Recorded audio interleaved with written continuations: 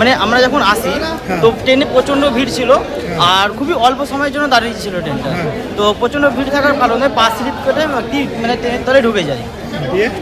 তারপরে মানুষজন আসে, তারপরে এসে সবাই মিলে সাহায্য করে ডালার নিয়ে কাটার পরে তারপরে মানুষটা উদ্ধার করে। ট্রেন সঙ্গে সঙ্গে দাঁড়িয়ে গেছিল।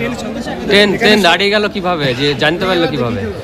মানুষজন দাঁড়িয়ে গেছে। আর কতক্ষণ ট্রেনটা দাঁড়িয়েছে মনে হয়? 1 ঘন্টার উপর হয়ে গেছে। না স্টপেজ কতক্ষণ দাঁড়িয়ে ছিল? যাত্রীর নামাজ 30 থেকে 40 সেকেন্ড এরকম, বাস 1 মিনিটও হবে না। মানে বলছেন ওই জন্যই দুর্ঘটনাটা ঘটেছে। আমাদের একটাই বক্তব্য যে ট্রেনের টাইমটা একটু যেন বাড়ানো হয়, এই জন্য মানুষ দুর্ঘটনা বেশি হচ্ছে।